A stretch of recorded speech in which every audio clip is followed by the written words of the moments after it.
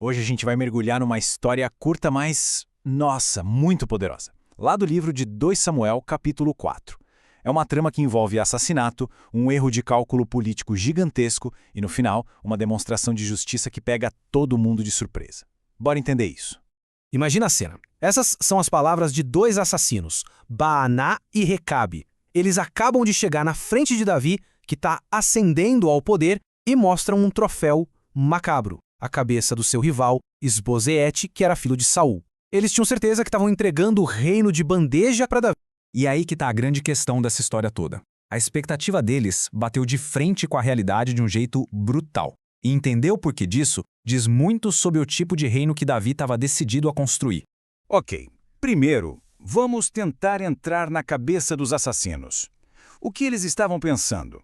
O que eles achavam que iam ganhar com um ato tão radical?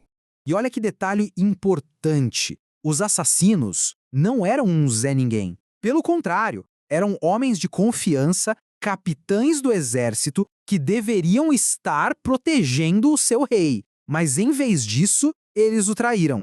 A motivação aqui era uma só: ambição, pura e simples.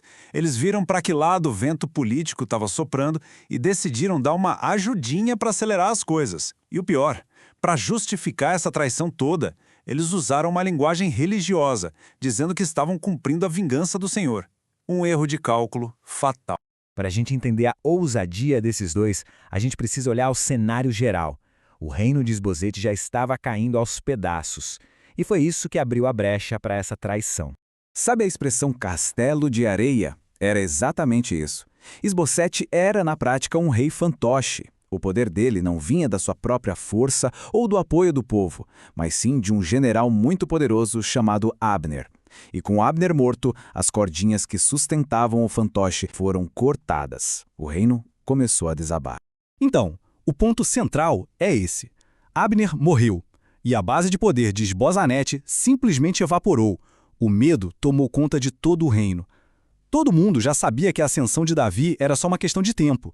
Baaná e Recabe só decidiram que eles seriam os caras que dariam um empurrão final e que seriam muito bem pagos por isso. No meio disso tudo, a narrativa faz uma pausa estratégica para apresentar Mefibosete. Por quê? Para mostrar que com Isbosete fora da jogada, não tinha mais ninguém da família de Saul que pudesse ameaçar de verdade o trono de Davi. Politicamente falando, o caminho estava livre. Agora, vamos para a cena do crime. O jeito como o assassinato aconteceu diz muito sobre a fragilidade e a falta de atenção que dominavam aquele reino.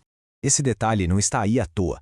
O calor do meio-dia no Antigo Oriente Médio era a hora da soneca, da sesta, um momento de descanso em que a guarda estava baixa.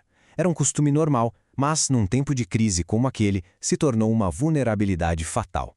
Isso aqui resume a tragédia. Isbosete não morreu lutando numa batalha.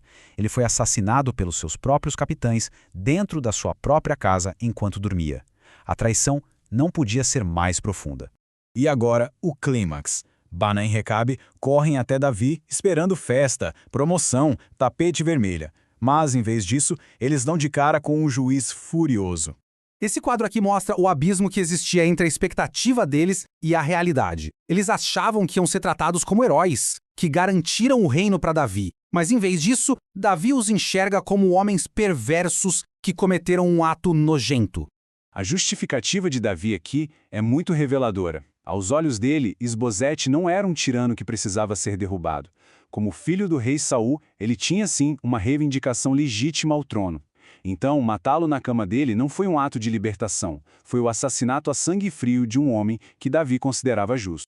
E aqui está o ponto central da fé de Davi. Ele rejeita completamente a ideia de que Deus estava por trás daquele assassinato.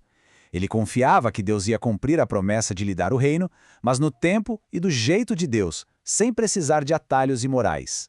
A punição foi dura e cheia de simbolismo. As mãos que cometeram o crime e os pés que correram para levar a notícia foram cortados. E pendurar os corpos em público foi um recado bem claro de Davi para todo mundo. No meu reino, traição não será tolerada. E então, o que essa história tão antiga tem a nos dizer hoje? Tem pelo menos 2 lições muito fortes que continuam valendo. A reação de Davi foi um ataque direto contra o que a gente pode chamar de politicagem. Sabe, aquela política suja, movida por ambição pessoal, por esquemas traiçoeiros. Davi estava cortando esse mal pela raiz. Essa é a primeira grande lição. Davi estava estabelecendo um padrão. O governo dele seria baseado em justiça e retidão e não em conchavos políticos e assassinatos por conveniência. Ele estava criando uma cultura de liderança totalmente diferente. Só que a história não é só sobre os criminosos. A vítima, o próprio Isbosete, também nos deixa uma lição fundamental. Aquela soneca fatal dele serve como uma metáfora muito poderosa. O descuido de Isbosete no momento de perigo físico é como um espelho para o perigo do descuido espiritual. Em tempos de crise, a resposta não é dormir, mas sim ficar alerta, ficar vigilante. Essa chamada do Novo Testamento ecoa a lição da vida de Isbosete. É um convite para a gente despertar da acomodação, da falta de atenção espiritual, para ter consciência dos tempos em que a gente vive. E a gente termina com essa reflexão. A história de Baaná e Recabe é sobre interpretar de forma desastrosa a vontade de Deus. A história de Isbosete é sobre a falta de vigilância. A lição final, então, é um chamado à sabedoria e ao discernimento, não só para estar acordado, mas para buscar ativamente entender o que é de fato justo e correto.